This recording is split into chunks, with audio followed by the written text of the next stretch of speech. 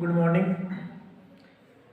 देखिए, जो पिछली क्लास अपनी थी उसमें अपन कार्बोकेटाइन के स्थायित्व की बात कर रहे थे और उसमें अपन ने देखा था कि 3 डिग्री और स्टेबल होता है, उसके बाद 2 डिग्री, 2 डिग्री के बाद 1 डिग्री और सबसे कम होता है CH3 पॉजिटिव। रीजन अपन ने दिया था कि जो 3 डिग्री है इसमें मैक्सिमम हाइपर कॉन्जुगेशन प्रेजेंट होता है और मैक्सिमम हाइपर कॉन्जुगेशन प्रेजेंट होने के कारण यहाँ पे अपने को 10 एरोमेटिक स्ट्रक्चर प्राप्त होती है। 2 डिग्री के लिए अपने को 7 एरोमेटिक स्ट्रक्चर प्राप्त होती है और 1 डिग्री के लिए अपने को 4 एरोमेटिक स्ट्रक्चर प्राप्त होती है। तो इस प्रकार से अपन ने कहा कि 3 डिग्री सबसे अधिक स्थायी और CH3 पॉजिटिव, जिसको अपन सुपर 1 डिग्री के नाम से भी जानते हैं, वो सबसे कम स्थायी होता है। यहाँ पे अपन ने इसकी स्ट्रक्चर देखी थी, मैंने H1 के साथ और H2 के साथ इसकी स्ट्रक्चर बना दी थी। उसके बाद में H3, H4, H5, H6, H7, H8 और H9 के साथ भी इसी प्रकार से अपन एरोमेटिक स्ट्रक्चर बना सकते हैं। ये तो बात हुई जो अपने पास 3 डिग्री, 2 डिग्री और 1 डिग्री जो कार्बोकेटाइन थे उनके लिए। अब अपन मान लीजिए अपने पास कोई बेंजाइलिक कार्बोकेटाइन प्रेजेंट हो, उसके लिए यदि अपन देखना चाहें तो उनके स्थायित्व का जो ऑर्डर होगा वो क्या हो सकता है। मान लीजिए अपने पास है एक कंपाउंड है और इस कंपाउंड को मैं इस प्रकार से आप लोगों के सामने रखूं। ये बेंजीन है, इसके साथ कोई भी ग्रुप प्रेजेंट नहीं है, ये CH2 पॉजिटिव। इसकी स्टेबिलिटी बहुत अधिक होती है क्योंकि यहाँ पे बेंजीन रिंग का प्लस आर इफेक्ट लग जाता है। प्लस आर इफेक्ट लगेगा, होगा क्या, इसका स्थायित्व बढ़ जाता है क्योंकि अपन ने कहा था कि जिन कंपाउंड में प्लस आर प्रेजेंट होता है उनका स्थायित्व सबसे अधिक होता है। इसके बाद में इसी के साथ अपन को ग्रुप ऐड करवा दें और वो ग्रुप्स ऐड करवाने से मान लीजिए यहाँ पे अपने पास CH2 पॉजिटिव है, मैंने ऑर्थो पोजीशन पर CH3 लगा दिया। इसके बाद में अपन CH2 पॉजिटिव मेटा पोजीशन पे अपन CH3 लगा दें और अपने पास हो पैरा पोजीशन पर यदि CH3 प्रेजेंट हो, जिसके साथ कोई भी ग्रुप प्रेजेंट नहीं है उसको मैं S सिंपल के द्वारा रिप्रेजेंट कर रहा हूँ।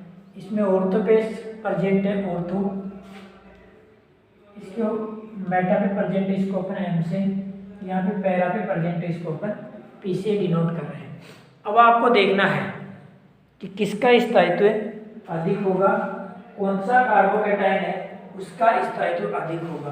देखिए CH3 तीनों में प्रेजेंट है और CH3 अपने को पता है कि CH3 के कारण या तो प्लस H इफेक्ट लगता है या प्लस I इफेक्ट लगता है और इस इफेक्ट के कारण जिनके साथ भी CH3 है उनका स्थायित्व बढ़ जाता है। कहने का मतलब सिंपल का स्थायित्व ऑर्थो मेटा पैरा की तुलना में कम होगा। ठीक है, अब अपने पास ऑर्थो मेटा पैरा तीनों है, इन तीनों की यदि अपन बात कर लें तो जिनमें, क्योंकि बाकी कंडीशन तो सेम है, चेंजेस क्या है, CH3 की पोजीशन चेंज है और CH3 की पोजीशन यदि चेंज है तो अपने को देखना है कि इसके आधार पर क्या चेंजेज हो रहे हैं। सबसे पहले मैंने कहा कि CH3 का जो इफेक्ट है वो इफेक्ट प्लस H इफेक्ट लग रहा है और प्लस I इफेक्ट लग रहा है। प्लस H के लिए जब अपने बात की थी वहां पे मैंने कहा था कि ये सिर्फ ऑर्थो और पैरा पोजीशन पर लागू होता है। ये पोजीशन कौन सी है, मेटा, और मेटा है तो यहाँ पे सिर्फ कौन सा लगेगा, या तो प्लस I लगता है या माइनस I लगता है। तो यहाँ पे मेटा पोजीशन पे सिर्फ प्लस I, इसके पास चलिए पैरा पोजीशन है और पैरा पोजीशन है तो यहाँ पे भी ये दोनों इफेक्ट लगेंगे, प्लस H भी लगता है और प्लस I भी लगता है। अब अपने ने इनका ऑर्डर देखा था, ऑर्डर में क्या था कि जो अपने पास कंपाउंड थे या अपने पास जो इफेक्ट थे उन इफेक्ट में देखा था कि plus H plus I plus R plus H और प्लस I, ये डोमिनेंट ऑर्डर इनका था। इसमें देखिए प्लस R यहाँ पे काम नहीं कर रहा, अर्थात इसको अपन छोड़ सकते हैं। अब अपने पास बचे कौन से, प्लस H और उसके बाद में प्लस I प्लस आई जो इफेक्ट है वो देखिए, दोनों में से डोमिनेंट कौन सा है, प्लस एच डोमिनेंट है, प्लस एच डोमिनेंट है, अर्थात किसमें प्रेजेंट है, ऑर्थो में या फिर पैरा में, दो में प्रेजेंट है, ऑर्थो में प्रेजेंट है और पैरा में प्रेजेंट है, अर्थात ऑर्थो की और पैरा की स्टेबिलिटी ज्यादा होगी किसकी तुलना में, सिंपल और मेटा की तुलना में। अपने पास अब दो बचे, दो को तो अपन चार थे अपने पास एग्जाम्पल, चार में से अपन ने दो को निकाल दिया और दो में भी सिंपल को अपन ने क्या कहा था, कोई भी ग्रुप नहीं है तो इसकी सबसे कम होगी। इसके बाद में अपने पास बचे कौन से, ऑर्थो और पैरा, इन दोनों का अधिक है।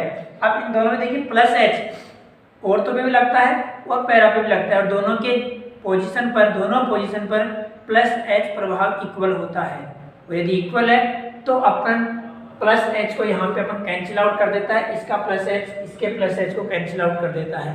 अब अपने पास बचा कौन सा, प्लस एच लग रहा है, इसलिए इन दोनों को अपने आगे ले लिया, किसको, ऑर्थो और पैरा को।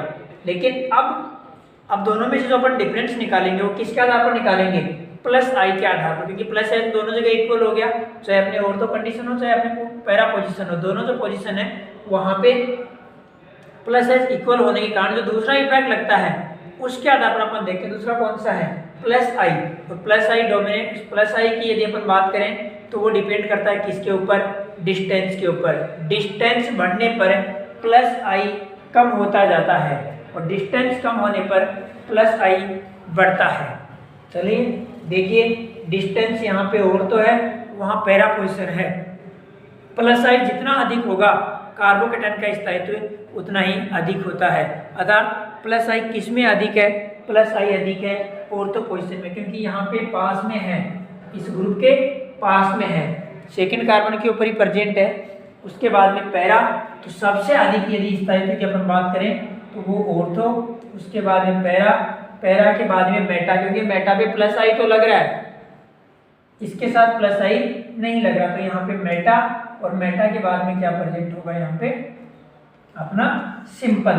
तो इस प्रकार से जो बेंजाइलिक कार्बोकैटायन है इनका स्थायित्व का ऑर्डर इस प्रकार से अपन दे सकते हैं। जो जुड़ा हुआ ग्रुप है उन ग्रुप के अपने को इफेक्ट्स देखने हैं और इफेक्ट्स देख करके अपन उनके स्थायित्व को बता सकते हैं। चलिए मैं थोड़ा सा चेंज कर देता हूँ और चेंज करके यहाँ पे जो ग्रुप जुड़े हुए हैं उन ग्रुप्स में मैं दूसरा ग्रुप लगाता हूँ। मान लीजिए यहाँ पे NO2 प्रेजेंट है, जो अपने पास एग्जाम्पल था उसी एग्जाम्पल में अपन चेंज कर रहे हैं और यहाँ पे अपन ने लगा दिया NO2। अब देखिए, एक तो अपने पास सिंपल है, दूसरे जो तीन है ऑर्थो मेटा पैरा, इनमें -R और -I वाले समूह हैं।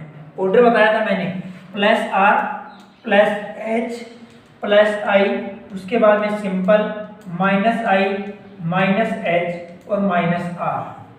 ठीक है, इन तीनों में से कोई सा लग रहा है क्या, तीनों में से कोई भी नहीं है, +R भी नहीं है, +H भी नहीं है और +I भी नहीं है, सिंपल है और -I भी लग रहा है और -R भी लग रहा है, अर्थात H यहाँ पे नहीं है। एक तो अपने पास सिंपल है, -I भी लग रहा है और -R भी लग रहा है, तीनों में -I और -R है।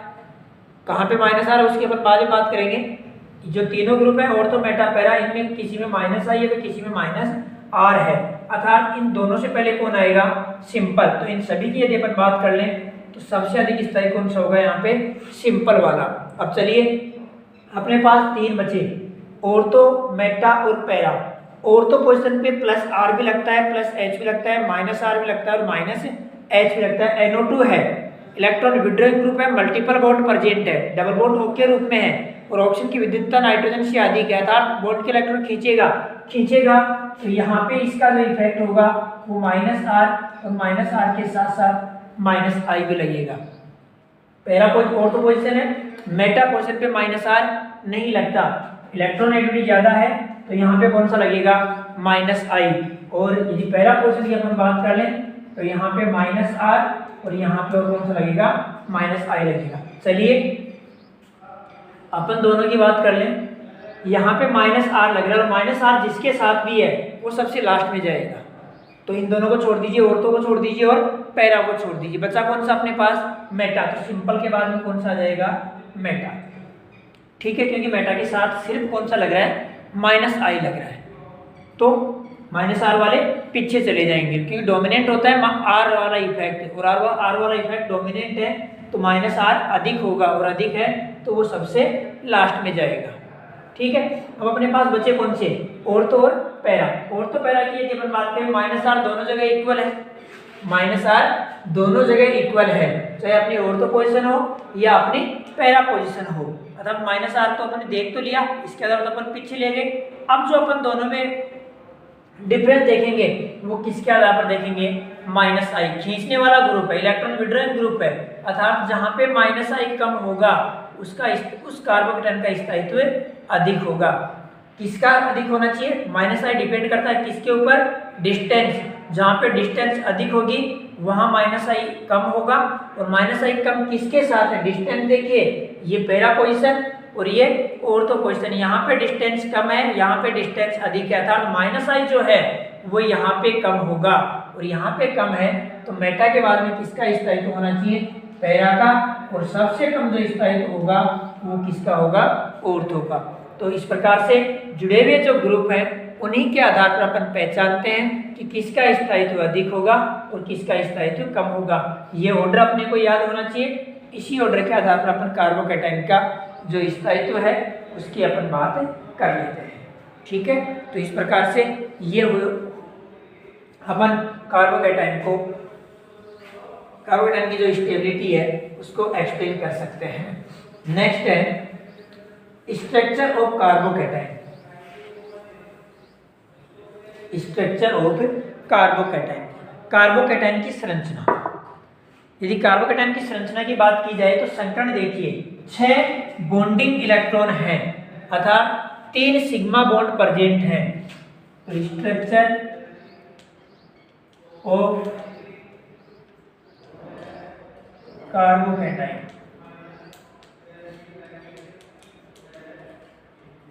जो कार्बोकेटाइन है इसका हाइब्रिडाइजेशन कौन सा होता है, sp2। sp2 हाइब्रिडाइजेशन है, अर्थात स्ट्रक्चर कौन सी होगी, ट्राइगोनल प्लेनर, त्रिकोणीय समतलीय, जिसको आप इस प्रकार से बना सकते हैं। ये तीनों जो बॉन्ड हैं वो एक ही तल में होंगे, कोई भी ग्रुप जुड़ा हुआ हो सकता है, और इनके लंबवत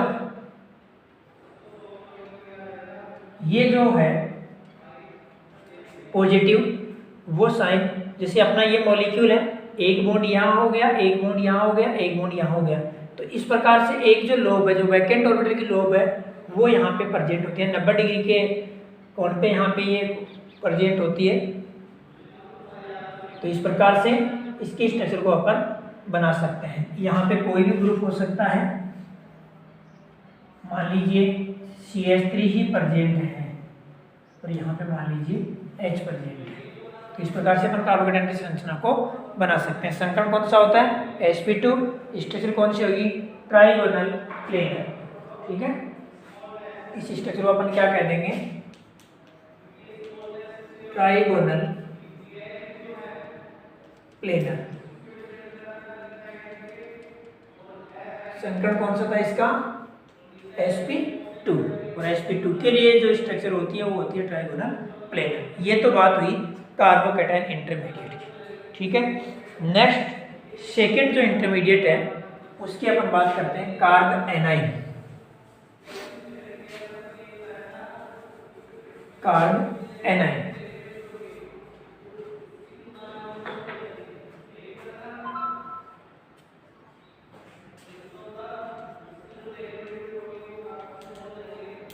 कार्ब एनाइन कार्बन की वह स्पीशीज जिसके पास कार्बन पर नेगेटिव चार्ज उपस्थित हो, नेगेटिव चार्ज उपस्थित हो, कार्ब एनाइन कहलाता है।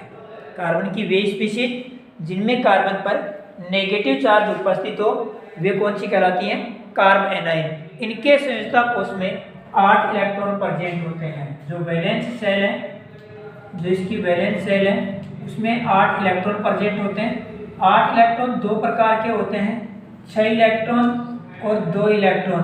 6 इलेक्ट्रॉन बॉन्डिंग मॉलिक्यूलर ऑर्बिटल में प्रेजेंट होते हैं, बंदी आणविक कक्षक में प्रेजेंट होते हैं, और 2 electron non bonding molecular orbital में प्रेजेंट होते हैं। अर्थात दो इलेक्ट्रॉन अबंधी आणविक कक्षक में उपस्थित होते हैं, जिनको अपन लोन पेयर के रूप में भी मान सकते हैं। एक प्रकार का ये क्या होता है, लोन पेयर होता है। एकांकी युग्म जिसको अपन कह सकते हैं, जो कि बिना बॉन्ड के या अपन अबंधी आणविक कक्षक कहें उन कक्षकों में ये उपस्थित होता है। इलेक्ट्रॉन तो कितने होते हैं यहाँ पे, 8।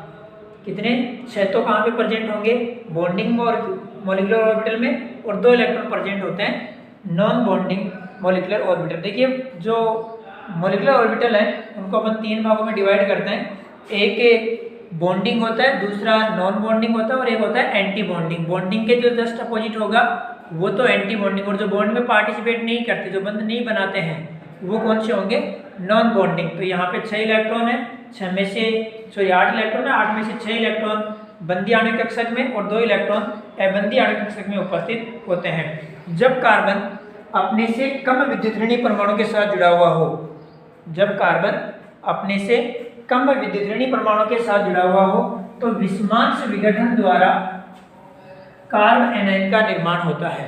विषमांश विघटन, जैसे मान लीजिए ये कार्बन है, इस कार्बन को अपन किसके साथ ऐड करवा दें, मेटल के साथ, क्योंकि धातुओं की जो विद्युत ऋणता है वो हमेशा कार्बन से कम होती है। और यदि कार्बन से कम है तो यहाँ पे देखिए बॉन्ड के दोनों इलेक्ट्रॉन किसकी तरफ शिफ्ट होंगे, कार्बन की तरफ, क्योंकि विषमांश विघटन है। और विषमांश विघटन है तो बॉन्ड के दोनों इलेक्ट्रॉन एक ही एटम के पास शिफ्ट होते हैं, और वो एटम यहाँ पे कौन सा है, कार्बन। और जब ये बॉन्ड विखंडन होगा तो यहाँ पे देखिए कार्बन के पास चार्ज आया नेगेटिव, और जो मेटल थी यहाँ पे उस मेटल के पास चार्ज आ गया पॉजिटिव। अपने जो बात चल रही है वो बात अपन किसकी कर रहे हैं, कार्बन की, और कार्बन के पास चार्ज कौन सा है, नेगेटिव। तो इस स्पीशीज को अपन क्या कह सकते हैं, कार्ब एनाइन।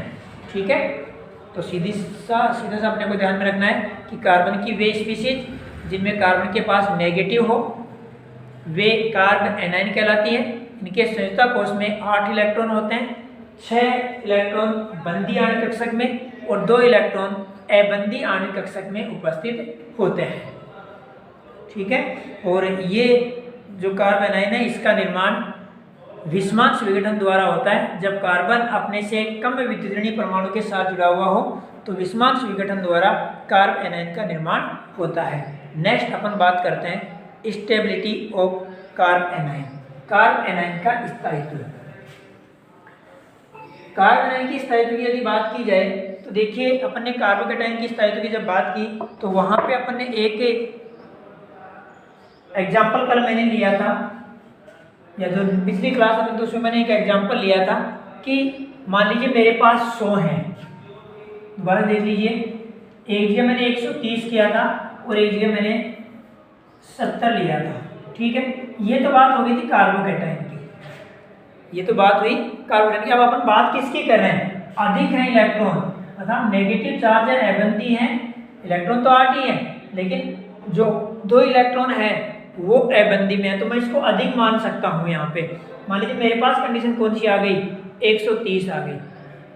अब इसके साथ क्या होता है कि यदि इस 130 को लेने वाले जुड़ेंगे, लेने वाले का मतलब जो जिनका इफेक्ट माइनस होता है, चाहे वो -R हो, -H हो या -I हो, जो ये इफेक्ट शो करेंगे अर्थात 30 को खींचने की कोशिश करेंगे तो वो किसके पास आएगा, 100 के पास। अर्थात जो माइनस वाले प्रभाव हैं वो इसके स्थायित्व को बढ़ाते हैं, और जो प्लस वाले प्रभाव अर्थात यदि कोई देने वाला हो तो वह इसको इलेक्ट्रॉन देगा, और देगा तो वो इसको 130 से भी आगे लेके जाएगा, अर्थात 100 से दूर लेके जाएगा। 100 से दूर लेके जाएगा तो कन्फर्म उसका स्थायित्व क्या होना चाहिए, कम होना चाहिए।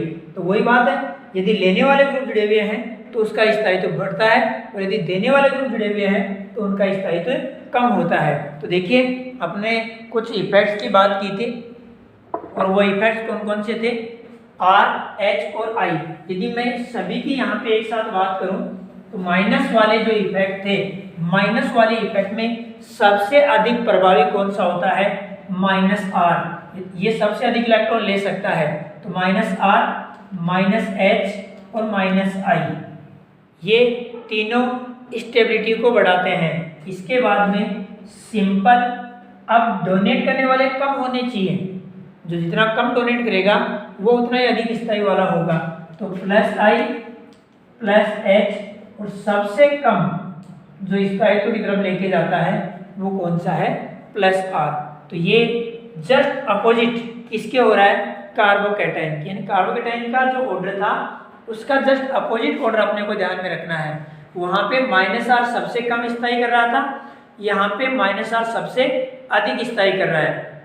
वहां पे +R सबसे अधिक स्थायी कर रहा था, यहाँ पे +R सबसे कम स्थायी कर रहा है। एग्जाम्पल अपन लेते हैं और उसी प्रकार से अपन देखते हैं। ये ऑर्डर देख लेना, इसको अच्छी तरह आप लोगों को याद करना है कि -R -H -I simple +I +H और +R, ये ऑर्डर होता है किसके लिए, जो इफेक्ट्स हैं वो कार्ब एनायन की स्थायित्व को किस प्रकार से प्रभावित करते हैं। ठीक है, अपन देखते हैं एग्जाम्पल। सबसे पहले अपन ले कार्बन CH3 और CH3, यहाँ पे नेगेटिव, कार्बन एनायन की बात करें तो negative, CH3 CH3 negative, CH3 CH2 negative, और यहाँ पे क्या है, CH3 नेगेटिव। ये वही है 3 डिग्री, ये वही 2 डिग्री, ये वही 1 डिग्री और ये सुपर 1 डिग्री। अब देखिए जुड़ा हुआ जो ग्रुप है उन सभी ग्रुप्स के इफेक्ट कौन से हैं, CH3 जुड़े हुए हैं और CH3 का अपने को पता है क्योंकि अल्फा कार्बन है, और अल्फा कार्बन पर यदि हाइड्रोजन प्रेजेंट होते हैं तो उनका इफेक्ट कौन सा लगता है, +H, और +H यदि इफेक्ट लग रहा है तो डोमिनेंट और कोई इफेक्ट है ही नहीं, तो डोमिनेंट अपने को देखने की यहाँ पे आवश्यकता नहीं है, अर्थात +H है। तो अभी अपन ने ऑर्डर देखा था कि +H यदि लगता है अर्थात देने वाला इफेक्ट यदि लगता है तो वो इसके स्थायित्व को कम करता है। जितने अधिक देने वाले होंगे उनका स्थायित्व उतना ही कम होता जाता है। तो चलिए यहाँ पे देने वाला समूह 1 है, यहाँ पे देने वाले समूह 2 हैं, यहाँ पे देने वाले समूह 3 हैं, यहाँ पे देने वाला समूह कोई भी नहीं है। कहने का मतलब यहाँ पे 3 हाइड्रोजन इलेक्ट्रॉन दे सकते हैं, यहाँ पे 6 हाइड्रोजन इलेक्ट्रॉन दे सकते हैं और यहाँ पे 9 हाइड्रोजन इलेक्ट्रॉन दे सकते हैं। यदि अपन हाइपर कॉन्जुगेशन इफेक्ट की बात करें तो यहाँ पे जो इफेक्ट लग रहा है वो +H लग रहा है, और जो प्लस तीनों में +H लग रहा है, लेकिन यहाँ पे सबसे अधिक +H लग रहा है और सबसे अधिक +H होगा तो इसका स्थायित्व सबसे कम होगा। इसके बाद में 2 डिग्री का, इसके बाद में 1 डिग्री का, और सबसे अधिक स्थायित्व किसका होगा, CH3, क्योंकि इसके पास देने वाला कोई है ही नहीं, और देने वाला कोई नहीं है, नेगेटिव है, तो इसका स्थायित्व सबसे अधिक। तो इसके यदि ऑर्डर की अपन बात कर लें तो CH3 नेगेटिव का सबसे अधिक स्थायित्व, उसके बाद में 1 डिग्री, 1 डिग्री के बाद में 2 डिग्री, 2 डिग्री के बाद में 3 डिग्री। CH3 नेगेटिव को छोड़ दें तो अपन जब कार्बोकैटायन की बात कर रहे थे वहां पे ऑर्डर था 2 डिग्री, 3 डिग्री, 2 डिग्री और 1 डिग्री। ये तो अपने पास किसके लिए था, कार्बोकैटायन के लिए। जो कार्ब एनायन के लिए आया है वो क्या है, 1 डिग्री, 2 डिग्री और 3 डिग्री। ये किसके लिए है, कार्ब एनायन। दोनों एक दूसरे के अपोजिट हैं क्या, कार्बोकैटायन और कार्ब एनायन के जो स्टेबिलिटी ऑर्डर हैं वो हमेशा एक दूसरे के अपोजिट होते हैं, ये अपने को ध्यान में रखना है। उसी स्पीशीज का यदि कार्बोकैटायन बना दिया जाए और यदि उसी स्पीशीज का कार्ब एनायन बना दिया जाए तो उनके जो ऑर्डर होंगे वो जस्ट अपोजिट होंगे।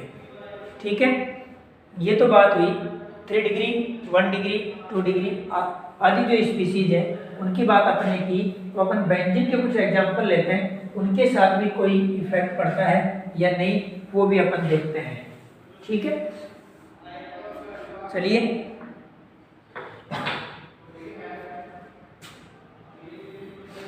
ये अपने पास है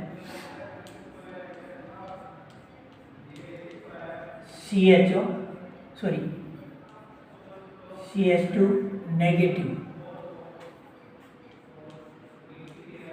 दूसरा जो एग्जाम्पल अपने पास CH2 नेगेटिव है, लेकिन इसमें अपन ने ग्रुप ऐड करवा दिया CHO।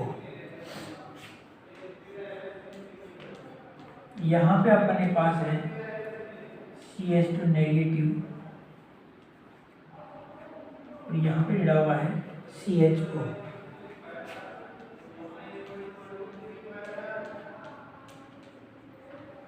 CH2 नेगेटिव और यहाँ पे जुड़ा हुआ है CHO।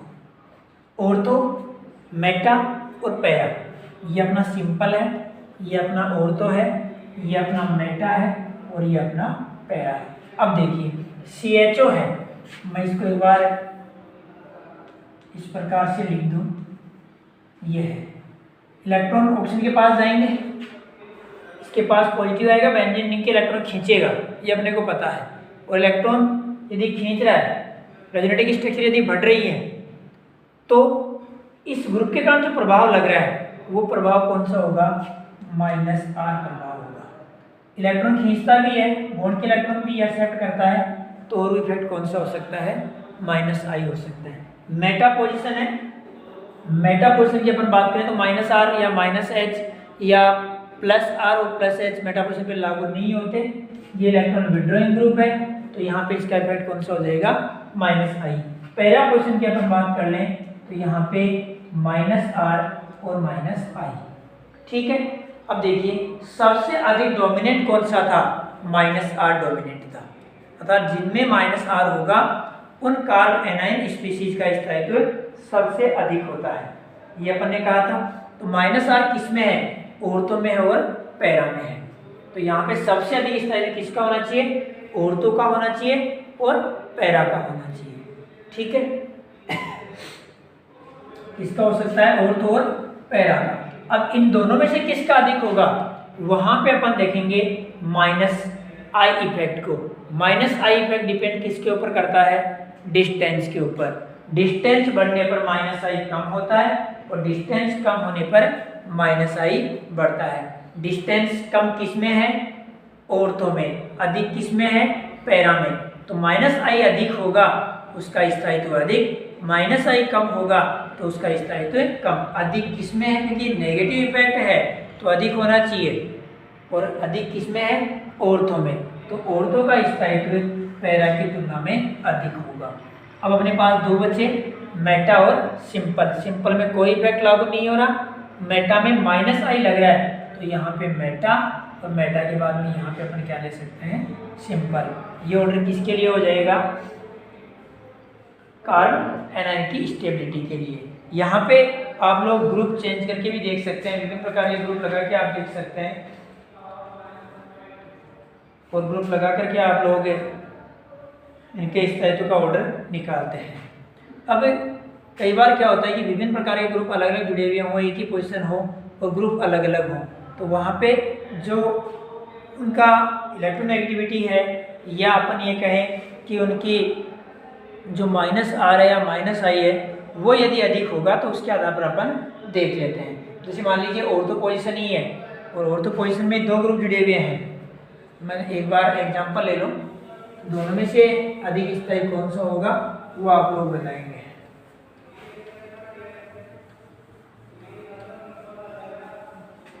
दो हैं, ये अपने पास है CH2 नेगेटिव और यहाँ पे प्रेजेंट है COOH। दोनों का इफेक्ट दोनों ही ऑर्थो पे है, इसको मैं 1 नंबर दे दूँ, इसको मैं 2 नंबर दे दूँ। ठीक है, दोनों में -R भी लग रहा है, -I भी लग रहा है।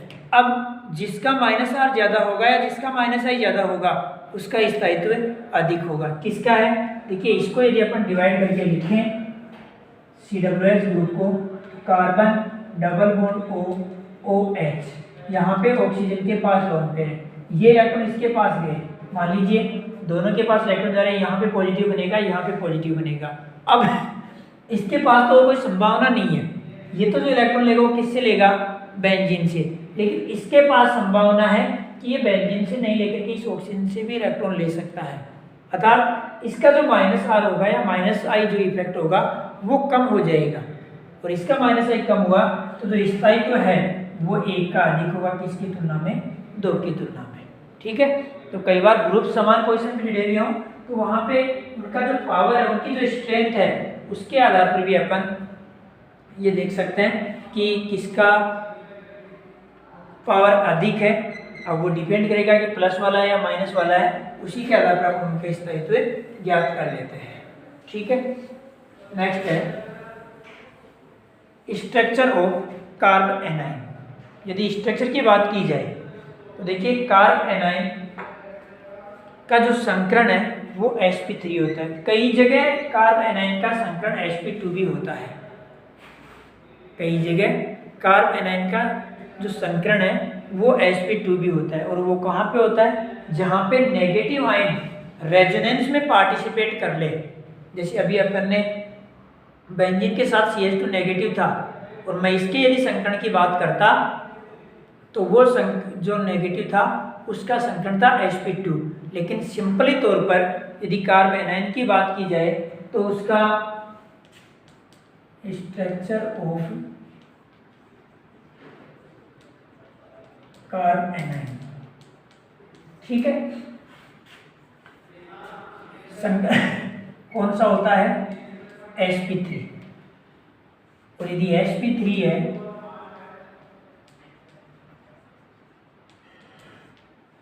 स्ट्रक्चर कौन सी होनी चाहिए? टेट्राहेड्रल, चतुष्फलकीय। और यदि चतुष्फलकीय है तो 2 बॉन्ड प्लेन में होने चाहिए, 1 बॉन्ड बाहर की तरफ होना चाहिए, 1 बॉन्ड पीछे की तरफ होना चाहिए। यानी एक्चुअल में sp3 संकरण है तो इसकी जो स्ट्रक्चर है वो इस प्रकार से होनी चाहिए।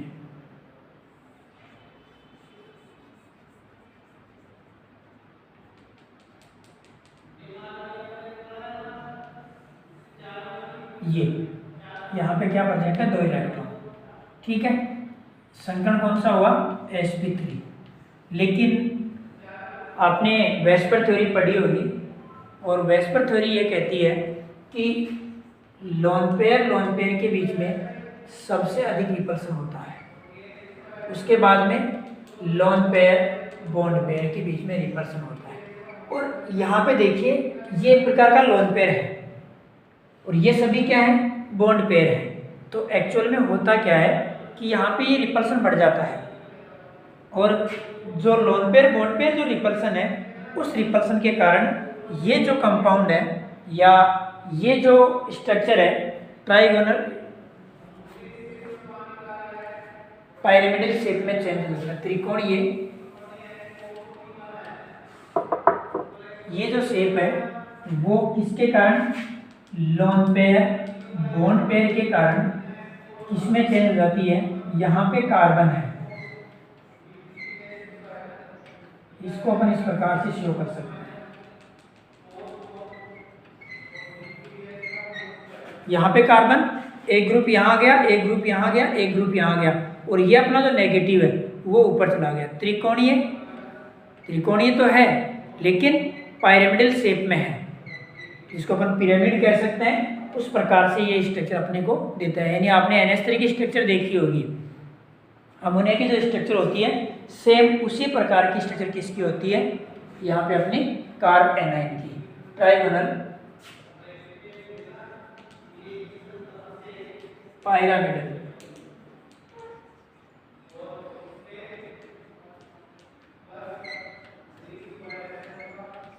पिरामिडल शेप इसकी प्रेजेंट होती है, ठीक है।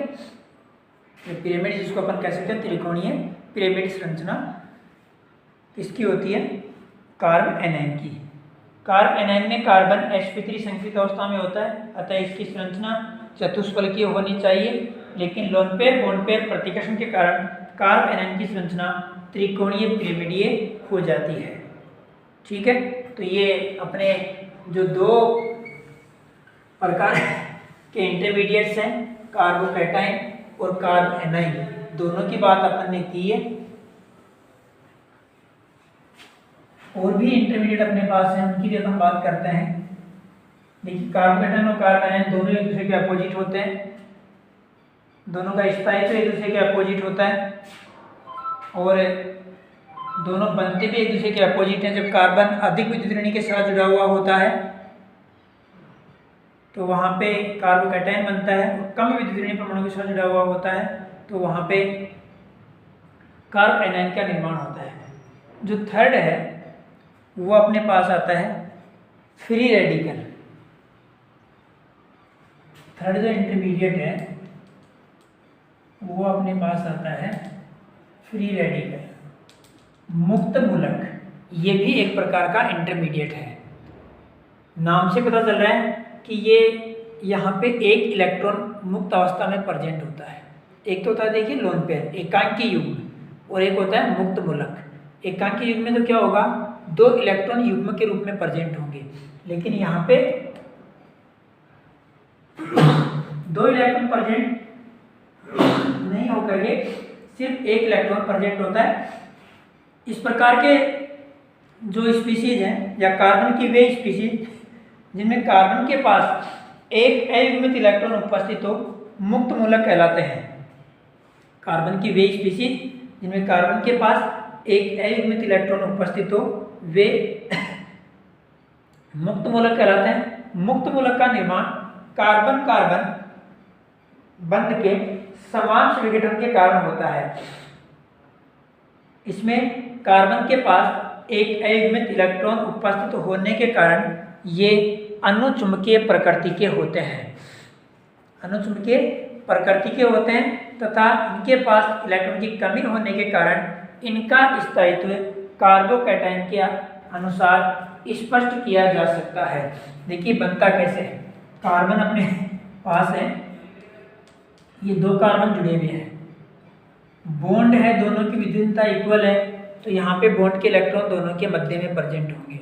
और होगा क्या, जब बंध विखंडन होगा तो एक इलेक्ट्रॉन इस वाले कार्बन के पास चला जाता है और एक इलेक्ट्रॉन इस वाले कार्बन के पास चला जाता है। जब ये बॉन्ड ब्रेक हुआ तो यहाँ पे देखिए कार्बन के पास रेडिकल बना, प्लस ये जो अपने पास दूसरा है इसके पास भी रेडिकल बनता है। संयुक्ता कोश में कितने इलेक्ट्रॉन प्रेजेंट है, यहाँ पे 7 इलेक्ट्रॉन, और जिनमें से 6 इलेक्ट्रॉन तो बॉन्डिंग में प्रेजेंट होते हैं और एक इलेक्ट्रॉन कहाँ पे प्रेजेंट होता है, नॉन बॉन्डिंग में, यानी ये बंध में पार्टिसिपेट नहीं करता। तो अपन सीधा सा कह सकते हैं कि कार्बन कार्बन के बीच समान विघटन के द्वारा मुक्त मूलक का निर्माण होता है। ठीक है, जिसमें एक इलेक्ट्रॉन अयुग्मित अवस्था में उपस्थित होता है, जिस कारण इनके जो मैग्नेटिक कैरेक्टर हैं वो होते हैं पैरामैग्नेटिक या अनुचुंबकीय। अब इनके स्थायित्व की इलेक्ट्रॉन की कमी है, क्योंकि इलेक्ट्रॉन कितने होने चाहिए, 8 इलेक्ट्रॉन होने चाहिए, लेकिन इसके पास 7 इलेक्ट्रॉन है, अर्थात इलेक्ट्रॉन की कमी है। और जिनके पास इलेक्ट्रॉन की कमी होती है वो इलेक्ट्रोफाइल के समान व्यवहार करते हैं। इसी का एक दूसरा आया था अपने पास कार्बोकैटायन, उसके पास भी इलेक्ट्रॉन की कमी थी, अर्थात कार्बोकैटायन और फ्री रेडिकल दोनों के पास इलेक्ट्रॉन की कमी होती है। तो फ्री रेडिकल का जो स्टेबिलिटी ऑर्डर है या जो स्टेबिलिटी है उसको अपन कार्बोकैटायन के अकॉर्डिंग स्पष्ट कर सकते हैं। कहने का मतलब उसी के अनुसार इसके स्थायित्व को अपन स्पष्ट कर सकते हैं। वहाँ पे कार्बोकैटायन की जब अपन ने बात की थी, वहाँ पे अपन ने कहा था कि +R डोमिनेंट होता है, उसके बाद में +H था, +H के बाद में +I था, उसके बाद में सिंपल था, -I -H और -R। ये जो ऑर्डर था वो किसके लिए था, कार्बोकैटायन, और यही ऑर्डर किसके लिए होगा, फ्री रेडिकल के लिए होगा। ठीक है, तो जिनमें +R अधिक होता है उसका स्थायित्व अधिक, जिसमें +H वो +R से कम लेकिन अन्य से अधिक।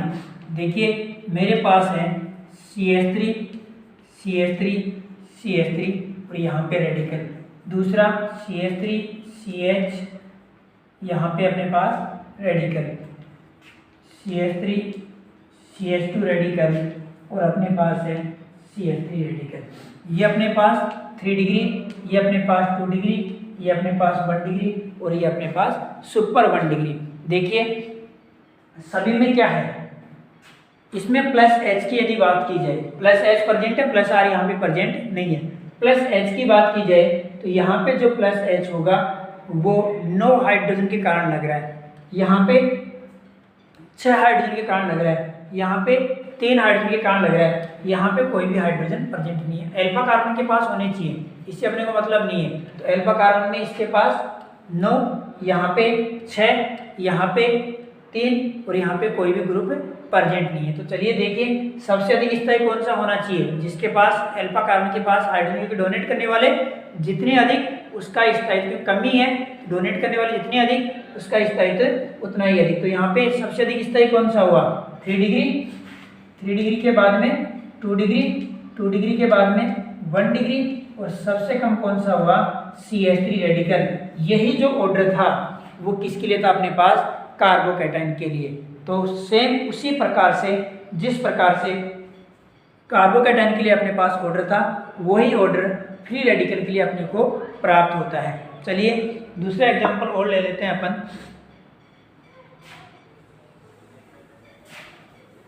बेंजाइलिक रेडिकल का, वो भी इसी प्रकार से है।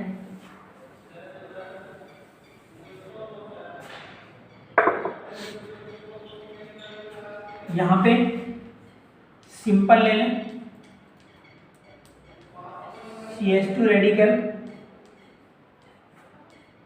कोई भी इलेक्ट्रॉन हाइड्रोजन ग्रुप ऐड करवा दें या इलेक्ट्रॉन डोनेटिंग ग्रुप ऐड करवा दें, तो उसी के अकॉर्डिंग ये चेंज हो जाएगा।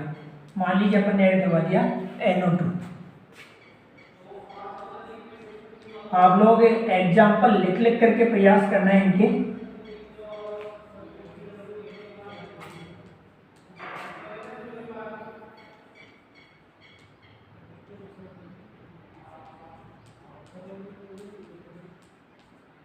ये अपने पास सिंपल हो गया, ये अपने पास ऑर्थो, ये अपने पास पैरा, और ये ये अपने पास मेटा, और ये अपने पास पैरा। अब देखिए कोई भी नहीं प्रेजेंट है, इसके साथ प्रेजेंट क्या है, -R और -I। यहाँ पे -I और यहाँ पे -R और -I। देखिए माइनस वाले हैं तो सिंपल का स्थायित्व तो ऑटोमेटिकली इनसे अधिक हो जाएगा। तो सबसे अधिक स्थायी कौन सा हुआ, सिंपल। अब माइनस जिसमें कम होगा, माइनस जिसमें कम होगा उसका स्थायित्व तो अधिक होगा। यहाँ पे सिर्फ -I लग रहा है, इनके साथ -R है, तो ये तो लास्ट में जाएंगे, वो लास्ट में जाएंगे। तो बचा कौन सा अपने पास, सिंपल के बाद में मेटा। मेटा के बाद में अपने पास 2 बचे, एक तो ऑर्थो और एक पैरा। दोनों में -R तो इक्वल हो गया, कि पैरा पोजीशन पे और ऑर्थो पोजीशन पे -R लगता है, और वो भी समान मात्रा में लगता है, तो -I दोनों जगह इक्वल। बचा कौन सा अपने पास, -I। -I दोनों में से कम किस में है, ऑर्थो में या पैरा में, डिपेंड किसके ऊपर करता है, डिस्टेंस के ऊपर। डिस्टेंस जिसमें अधिक वहाँ पे -I कम, डिस्टेंस अधिक किसमें है, पैरा में। तो यहाँ पे पैरा और पैरा के बाद में ऑर्थो। तो इसके लिए जो फ्री रेडिकल है यहाँ पे बेंजाइलिक फ्री रेडिकल, उसके लिए जो ऑर्डर होगा यहाँ पे सिंपल, मेटा, पैरा और ऑर्थो। तो इस प्रकार से अपन जो फ्री रेडिकल है उसको भी स्पष्ट कर सकते हैं। स्ट्रक्चर की बात की जाए, स्ट्रक्चर ऑफ फ्री रेडिकल की यदि बात की जाए तो यहाँ पे देखिए इसकी जो स्ट्रक्चर है वो ट्राइगोनल प्लेनर होती है, त्रिकोणीय समतलीय होती है। संकरण sp2, क्योंकि जो अयुग्मित इलेक्ट्रॉन है, स्ट्रक्चर की बात की जाए इसकी, तो संकरण कौन सा हुआ इसका, sp2, क्योंकि जो अयुग्मित इलेक्ट्रॉन है वो हाइब्रिडाइजेशन में कभी पार्टिसिपेट नहीं करता, वो संकरण में भाग नहीं लेता। तो 6 इलेक्ट्रॉन है, 6 इलेक्ट्रॉन है तो 3 बॉन्ड बना रहे हैं, 3 बॉन्ड बना रहे हैं, तो उसके लिए संकरण कौन सा हो जाएगा, sp2। और sp2 है तो उसके लिए होता है त्रिकोणीय समतलीय। ये यहाँ पे जो एक अयुग्मित इलेक्ट्रॉन है वो जिस प्रकार से पॉजिटिव था, उसी प्रकार से यहाँ पे जो एक अयुग्मित इलेक्ट्रॉन है वो यहाँ पे प्रेजेंट हो जाता है। ये जो बॉन्ड एंगल बन रहे हैं वो सभी बॉन्ड एंगल जो बनेगा वो कितने का होगा, 120 डिग्री का। तो मुक्त मूलक की यदि संरचना की बात की जाए तो अयुग्मित इलेक्ट्रॉन संकरण में भाग नहीं लेते हैं, अतः कार्बन मुक्त मूलक sp2 संकृत अवस्था में होता है तथा इसकी संरचना त्रिकोणीय समतलीय होती है। अब जब अपन ने बात की थी इन सभी के लिए, इनकी स्टेबिलिटी की जब अपन बात कर ली, अब बनता कैसे है, ये अपन ने कहा कि ये हमेशा होमोलाइटिक क्लीवेज के द्वारा बनते हैं। और वो दोनों किसके द्वारा बनते थे, कार्बोकैटायन और कार्बोएनाइन किसके द्वारा बनते थे, हेटेरोलाइटिक क्लीवेज, और ये बनता है होमोलाइटिक क्लीवेज। तो जो होमोलाइटिक क्लीवेज की जो कंडीशन थी, कौन कौन सी कंडीशन अपने रखी थी, हाई टेम्परेचर हो सकता है, अधिक टेम्परेचर के ऊपर अपन कर सकते हैं, थर्मल कंडीशन हो सकती है, फोटोकेमिकल कंडीशन हो सकती है, और इसके अलावा जो अपने पास था पेरोक्साइड, वो अपन यहाँ पे काम में ले सकते हैं। पेरोक्साइड के द्वारा भी यही अपने को जो रिएक्शन है वो फ्री रेडिकल रिएक्शन अपने को देते हैं। कोई पेरोक्साइड हो सकता है, हाइड्रोजन पेरोक्साइड हो सकता है, पेरोक्साइड ईथर हो सकता है, वो अपन काम में ले सकते हैं। Reaction of free radical, free radical की अभिक्रियाएं, इनकी मैं बात कर लूं।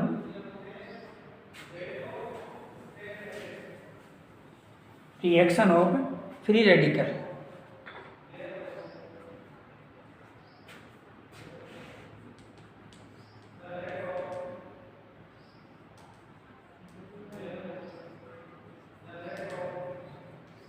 सबसे पहले बात करता हूं एडिशन रिएक्शन की। योगात्मक अभिक्रिया यानी मुक्त मूलक हैं, जो मुक्त मूलक बनते हैं वो आपस में योगात्मक अभिक्रिया दे सकते हैं। जैसे मान लीजिए आर रेडिकल, आर रेडिकल, ठीक है, क्या दे देंगे are are. CH3 radical, CH3 radical, दोनों क्या दे देंगे CH3 और CH3। इसके अलावा और भी कोई हो सकते हैं, Cl रेडिकल, Cl रेडिकल, दोनों क्या दे सकते हैं ClCl, जिसको आप क्या लिख सकते हैं Cl2। तो ये हमें अपने को मुक्त मूलक अभिक्रिया देते हैं। इसके अलावा और भी कोई एग्जाम्पल हो सकते हैं, CH3 रेडिकल, Cl रेडिकल, तो ये अपने को दे सकता है CH3Cl, ठीक है। तो ये विभिन्न प्रकार की जो योगात्मक अभिक्रियाएं हैं वो अपने को दे सकता है। एक होता है डीप्रोटोनेशन, वी हाइड्रोजनीकरण भी अपन कह सकते हैं, डीहाइड्रोजनेशन भी अपन कह सकते हैं, या डीप्रोटोनेशन भी अपन कह सकते हैं। सेकंड है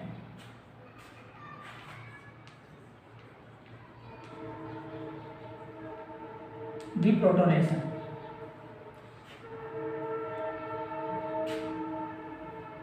डीप्रोटोनेशन में क्या होगा, प्रोटॉन का बाहर निकलना।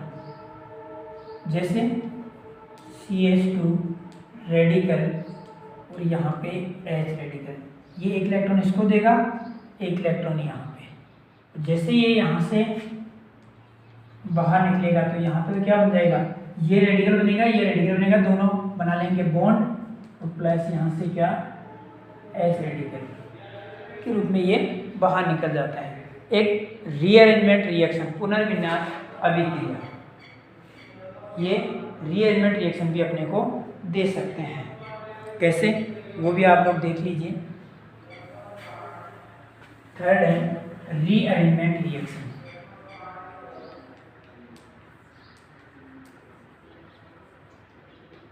रीअरेंजमेंट रिएक्शन, एक एग्जांपल लेता हूं।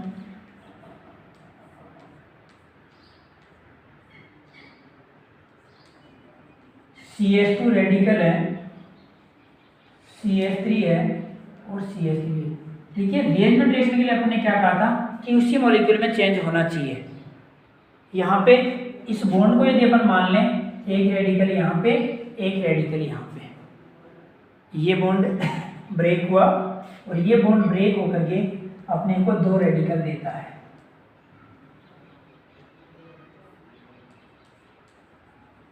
CH2 रेडिकल, CH3 और CH3, ये हैं। ये रेडिकल और ये रेडिकल आपस में बॉन्ड का निर्माण कर लें तो बॉन्ड बनेगा, तो यहाँ पे 3 मेंबर रिंग का फॉर्मेशन हो जाता है,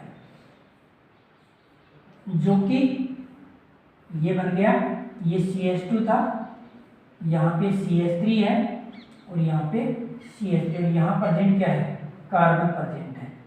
अब देखिए यहाँ रेडिकल प्रेजेंट है, अब होगा क्या, ये वाला बॉन्ड तो नया बना है, इसमें स्ट्रेन जनरेट हो गया, रिंग स्ट्रेन यहाँ पे जनरेट हो गया, वलय तनाव यहाँ पे जनरेट हो गया, तो ये बॉन्ड को वापस ब्रेक करेगा।